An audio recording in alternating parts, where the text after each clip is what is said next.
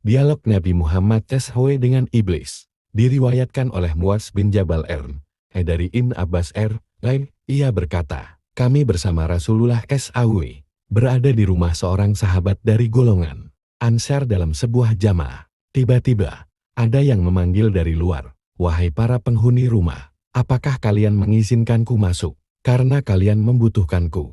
Rasulullah SAW bertanya kepada para sahabat, apakah kalian tahu siapa yang menyeru itu?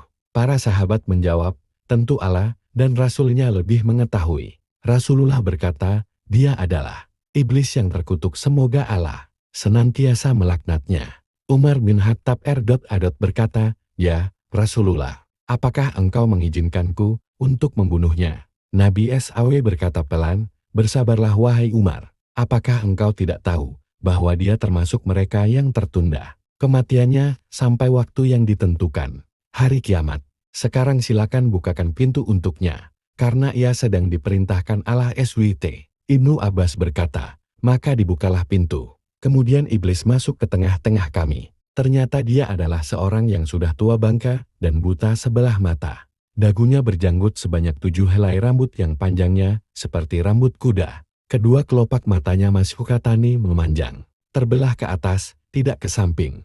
Kepalanya seperti kepala gajah yang sangat besar. Gigi taringnya memanjang keluar seperti taring babi. Kedua bibirnya seperti bibir macan atau kerbau tsur. Dia berkata, Assalamu alaika ya Muhammad. Assalamu alaikum ya jama'atal muslimin. Salam untuk kalian semua wahai golongan muslimin. Iblis berkata, wahai Muhammad, aku datang bukan karena keinginanku sendiri, tetapi aku datang karena terpaksa diperintah. Nabi SAW berkata, apa yang membuatmu terpaksa harus datang ke sini? Wahai terlaknat, iblis berkata, aku didatangi oleh seorang malaikat utusan Tuhan yang Maha Agung. Ia berkata kepadaku, sesungguhnya Allah SWT menyuruhmu untuk datang kepada Muhammad SAW dalam keadaan hina dan bersahaja. Engkau harus memberitahu kepadanya bagaimana tipu muslihat, godaanmu dan rekayasamu terhadap Bani Adam. Bagaimana engkau membujuk dan merayu mereka.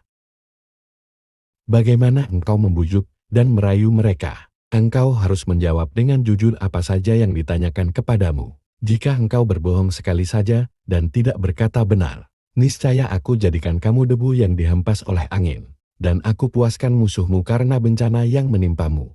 Rasulullah kemudian mulai bertanya, jika kamu jujur, beritahukanlah kepadaku, siapakah orang yang paling kamu benci? Iblis menjawab, engkau, wahai Muhammad. Engkau adalah makhluk Allah yang paling aku benci, dan kemudian orang-orang yang mengikuti agamamu. Rasulullah SAW, siapa lagi yang kamu benci? Iblis, anak muda yang takwa, yang menyerahkan jiwanya kepada Allah SWT. Rasulullah, lalu siapa lagi? Iblis, orang alim dan wara menjaga diri dari syubhat yang saya tahu, lagi penyabar. Rasulullah, lalu siapa lagi? Iblis, orang yang terus-menerus menjaga diri dalam keadaan suci dari kotoran. Rasulullah, lalu siapa lagi? Iblis, orang miskin fakir yang sabar, yang tidak menceritakan kefakirannya kepada orang lain dan tidak mengadukan keluh kesahnya. Rasulullah, bagaimana kamu tahu bahwa dia itu penyabar? Iblis, wahai Muhammad, jika ia mengadukan keluh kesahnya kepada makhluk sesamanya selama 3 hari, Tuhan tidak memasukkan dirinya ke dalam golongan orang-orang yang sabar. Rasulullah, lalu siapa lagi? Iblis, orang kaya yang bersyukur. Rasulullah bertanya, bagaimana kamu tahu bahwa ia bersyukur? Iblis, jika aku melihatnya mengambil dari dan meletakkannya pada tempat yang halal. Rasulullah, bagaimana keadaanmu jika umatku mengerjakan salat? Iblis, aku merasa panas dan gemetar. Rasulullah, kenapa? Wahai terlaknat, Iblis, sesungguhnya, jika seorang hamba bersujud kepada Allah sekali sujud saja, maka Allah mengangkat derajatnya 1 tingkat. Rasulullah, jika mereka saum puasa, Iblis, saya terbelenggu sampai mereka berbuka puasa. Rasulullah, jika mereka menunaikan haji, Iblis, saya menjadi gila. Rasulullah, jika mereka membaca Al-Quran, Iblis, aku meleleh seperti timah meleleh di atas api. Rasulullah, jika mereka berzakat, Iblis, seakan-akan orang yang berzakat itu mengambil gergaji, kapak dan memotongku menjadi 2. Rasulullah, mengapa begitu, wahai Abu Murrah? Iblis, Sesungguhnya ada 4 manfaat dalam zakat itu. Pertama, Tuhan menurunkan berkat atas hartanya. Kedua, menjadikan orang yang berzakat disenangi makhluknya yang lain. Ketiga, menjadikan zakatnya sebagai penghalang antara dirinya dengan api neraka. Keempat, dengan zakat, Tuhan mencegah bencana dan malapetaka agar tidak menimpanya. Rasulullah, apa pendapatmu tentang Abu Bakar? Iblis, wahai Muhammad, pada zaman jahiliyah, dia tidak taat kepadaku. Bagaimana mungkin dia akan mentaatiku pada masa Islam? Rasulullah, apa pendapatmu tentang Umar? Iblis, demi Tuhan, tiada aku ketemu dengannya kecuali aku lari darinya. Rasulullah, apa pendapatmu tentang Utsman? Iblis, aku malu dengan orang yang para malaikat saja malu kepadanya. Rasulullah, segala puji hanya bagi Allah yang telah membahagiakan umatku dan menyengsarakanmu sampai hari kiamat. Iblis yang terlaknat berkata kepada Muhammad, hai hata tidak mungkin. Mana bisa umatmu bahagia, sementara aku hidup dan tidak mati sampai hari kiamat. Bagaimana kamu senang dengan umatmu, sementara aku masuk ke dalam diri mereka melalui aliran darah, daging, sedangkan mereka tidak melihatku. Demi Tuhan yang menciptakanku dan membuatku menunggu sampai hari mereka dibangkitkan. Akan aku sesatkan mereka semua, baik yang bodoh maupun yang pandai, yang buta huruf dan yang melek huruf, yang kafir dan yang suka beribadah, kecuali hamba yang mukhlis ikhlas. Rasulullah, siapa yang mukhlis orang ikhlas itu menurutmu? Iblis dengan panjang lebar menjawab, apakah engkau tidak tahu, wahai Muhammad, barang siapa cinta dirham dan dinar harta, dia tidak termasuk orang ikhlas untuk Allah. Jika aku melihat orang tidak suka dirham dan dinar, tidak suka puji dan pujaan, aku tahu bahwa dia itu ikhlas karena Allah, maka aku tinggalkan ia. Sesungguhnya hamba yang mencintai harta, pujian dan hatinya tergantung pada nafsu syahwat dunia. Dia lebih rakus dari orang yang saya jelaskan kepadamu. Tak tahukah engkau bahwa cinta harta termasuk salah satu dosa besar? Wahai Muhammad, tak tahukan engkau bahwa cinta kedudukan riasa termasuk dosa besar, dan bahwa sombong juga termasuk dosa besar? Wahai Muhammad, tidak tahukan engkau bahwa aku punya 70.000 anak, setiap anak dari mereka punya 70.000 syaitan. Di antara mereka telah aku tugaskan untuk menggoda golongan ulama, dan sebagian lagi menggoda anak muda, sebagian lagi menggoda orang-orang tua, dan sebagian lagi menggoda orang-orang lemah. Apakah engkau tidak tahu, wahai Muhammad, bahwa kebohongan itu berasal dariku? Akulah orang yang pertama kali berbohong. Barang siapa berbohong, dia adalah temanku, dan barang siapa berbohong kepada Allah, dia adalah kekasihku.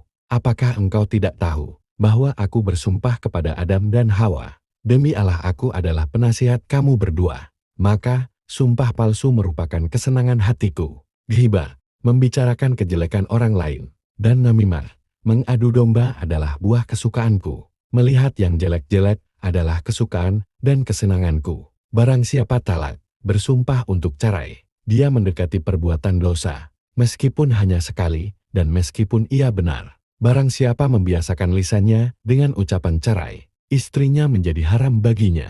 Jika mereka masih memiliki keturunan sampai hari kiamat, maka anak mereka semuanya adalah anak-anak hasil zina. Mereka masuk neraka hanya karena satu kata saja. Wahai Muhammad, sesungguhnya di antara umatmu ada yang mengakhirkan salat barang 1-2 jam. Setiap kali mau salat, aku temani dia dan aku goda dia. Kemudian aku katakan kepadanya, masih ada waktu, sementara engkau sibuk, sehingga dia mengakhirkan salatnya dan mengerjakannya tidak pada waktunya. Maka Tuhan memukul wajahnya. Jika ia menang atasku, maka aku kirim satu syaitan yang membuatnya lupa waktu salat.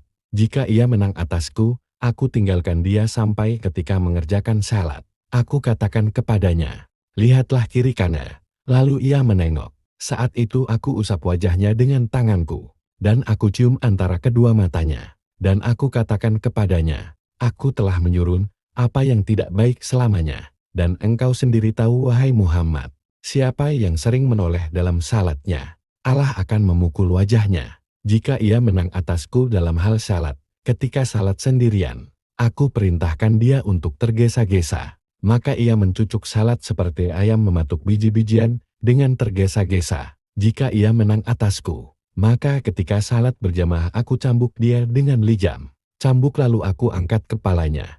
Sebelum imam mengangkat kepalanya, aku letakkan ia hingga mendahului imam. Kamu tahu bahwa siapa yang melakukan itu, batallah salatnya dan Allah akan mengganti kepalanya dengan kepala keledai pada hari kiamat nanti. Jika ia masih menang atasku, aku perintahkan dia untuk mengacungkan jari-jarinya ketika salat sehingga dia mensucikan aku ketika ia sholat. Jika ia masih menang, aku tiup hidungnya sampai dia menguap. Jika ia tidak menaruh tangan di mulutnya, syaitan masuk ke dalam perutnya dan dengan begitu ia bertambah rakus di dunia dan cinta dunia. Dia menjadi pendengar kami yang setia. Bagaimana umatmu bahagia sementara aku menyuruh orang miskin untuk meninggalkan salat? Aku katakan kepadanya, salat tidak wajib atasmu. Salat hanya diwajibkan atas orang-orang yang mendapatkan nikmat dari Allah. Aku katakan kepada orang yang sakit, tinggalkanlah salat, sebab ia tidak wajib atasmu. Salat hanya wajib atas orang yang sehat. Karena Allah berkata, tidak ada halangan bagi orang buta, tidak pula bagi orang pincang, tidak pula bagi orang sakit. Demikianlah Allah menjelaskan ayat-ayatnya bagimu, agar kamu memahaminya. Surat 24 ayat 61, tidak ada dosa bagi orang yang sakit. Jika kamu sembuh, kamu harus salat yang diwajibkan, sampai dia mati dalam keadaan kafir. Jika dia mati dan meninggalkan salat ketika sakit, dia bertemu Tuhan dan Tuhan marah kepadanya. Nabi berkata, wahai terlaknat, siapa teman dudukmu? Iblis, pemakan riba. Nabi, siapa teman kepercayaanmu syadid? Iblis, pezina. Nabi, siapa teman tidurmu? Iblis, orang yang mabuk. Nabi, siapa tamumu? Iblis, pencuri. Nabi, siapa utusanmu? Iblis, tukang sihir. Nabi, apa kesukaanmu? Iblis, orang yang bersumpah cerai. Nabi, siapa kekasihmu? Iblis, orang yang meninggalkan salat Jumat. Nabi, wahai terlaknat, siapa yang memotong punggungmu? Iblis, ringkikan kuda untuk berperang di jalan Allah. Nabi, apa yang melelehkan badanmu? Iblis, tobatnya orang yang bertaubat. Nabi, apa yang menggosongkan membuat panas hatimu? Iblis, istighfar yang banyak kepada Allah siang malam. Nabi, apa yang memuramkan wajahmu, membuat merasa malu dan hina? Iblis, zakat secara sembunyi-sembunyi. Nabi, apa yang membutakan matamu? Iblis, salat di waktu sahur menjelang subuh. Nabi, apa yang memukul kepalamu? Iblis, memperbanyak salat berjamaah. Nabi, siapa yang paling bisa membahagiakanmu?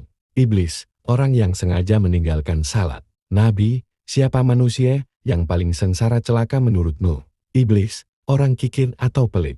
Nabi, siapa yang paling menyita pekerjaanmu, menyibukkanmu? Iblis, majlis-majlis ulama. Nabi, bagaimana kamu makan? Iblis, dengan tangan kiriku dan dengan jari-jariku. Nabi, di mana kamu lindungkan anak-anakmu ketika panas? Iblis, di balik kuku-kuku manusia. Setiap harta yang tidak dikeluarkan zakatnya, maka saya ikut memakannya. Saya juga ikut makan makanan yang bercampur riba dan haram serta segala harta yang tidak dimohonkan. Perlindungan kepada Allah dari setan yang terkutuk. Setiap orang yang tidak memohon perlindungan kepada Allah dari syaitan ketika bersetubuh dengan istrinya, maka syaitan akan ikut bersetubuh. Akhirnya melahirkan anak yang mendengar dan taat kepadaku. Begitu pula orang yang naik kendaraan dengan maksud mencari penghasilan yang tidak dihalalkan, maka saya adalah temannya.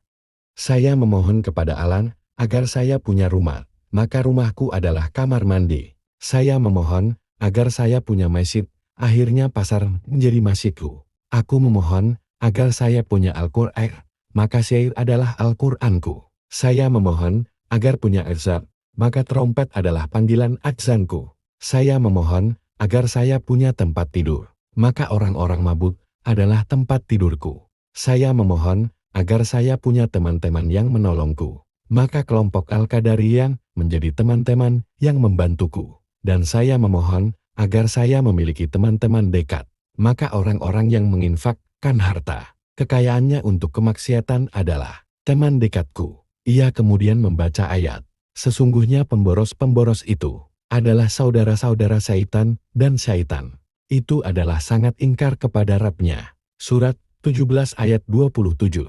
Rasulullah berkata, andai kata tidak setiap apa yang engkau ucapkan didukung oleh ayat-ayat dari kitabullah, tentu aku tidak akan membenarkanmu. Saya memiliki anak yang saya beri nama Atama. Ia akan kencing di telinga seorang hamba ketika ia tidur meninggalkan salat Isya, andai kata tidak karenanya tentu. Ia tidak akan tidur lebih dahulu sebelum menjalankan salat. Saya juga punya anak yang saya beri nama Mutakade. Apabila ada seorang hamba melakukan ketaatan ibadah dengan rahasia dan ingin menutupinya, maka anak saya tersebut senantiasa membatalkannya dan dipamerkan di tengah-tengah manusia, sehingga semua manusia tahu. Akhirnya Allah membatalkan 99 dari 100 pahalanya, sehingga yang tersisa hanya 1 pahala. Sebab, setiap ketaatan yang dilakukan secara rahasia akan diberi 100 pahala. Saya punya anak lagi yang bernama Kuhyal. Ia bertugas mengusapi celak mata semua orang yang sedang ada di majelis pengajian dan ketika khatib sedang memberikan khotbah, sehingga mereka terkantuk dan akhirnya tidur. Tidak dapat mendengarkan apa yang dibicarakan para ulama. Bagi mereka yang tertidur tidak akan ditulis pahala sedikit pun untuk selamanya. Setiap kali ada perempuan keluar pasti ada syaitan yang duduk di pinggulnya. Ada pula yang duduk di daging yang mengelilingi kukunya, di mana mereka akan menghiasi kepada orang-orang yang melihatnya. Kedua syaitan itu kemudian berkata kepadanya, "Keluarkan tanganmu." Akhirnya ia mengeluarkan tangannya. Kemudian kukunya tampak, lalu kelihatan nodanya. Orang yang bahagia dan beruntung adalah orang yang dijadikan bahagia oleh Allah sejak dalam perut ibunya. Sedangkan orang yang celaka adalah orang yang dijadikan celaka oleh Allah sejak dalam perut ibunya. Kemudian Rasulullah SAW membacakan firman dalam surat Hud, "Jikalau Rabbmu menghendaki, tentu dia menjadikan manusia umat yang satu. Tetapi mereka senantiasa berselisih pendapat." Surat 11 ayat 118. Kecuali orang-orang yang diberi rahmat oleh Rabbumu. Dan untuk itulah Allah menciptakan mereka. Kalimat Rabbmu keputusannya telah ditetapkan titik koma. Sesungguhnya aku akan memenuhi neraka Jahanam dengan jin dan manusia yang durhaka semuanya. Surat 11 menit 9. Dilanjutkan dengan, tidak ada suatu keberatan pun atas Nabi tentang apa yang telah ditetapkan Allah baginya. Allah telah menetapkan yang demikian sebagai sunnahnya pada nabi-nabi yang telah berlalu dahulu, dan adalah ketetapan Allah itu suatu ketetapan yang pasti berlaku. Surat 33/3. Segala puji hanya milik Allah SWT, Tuhan semesta alam, awal dan akhir, zahir dan batin. Semoga salawat dan salam sejahtera tetap selalu diberikan kepada seorang nabi yang umi, dan kepada para keluarga dan sahabatnya serta para utusan dan para nabi. Semoga bermanfaat.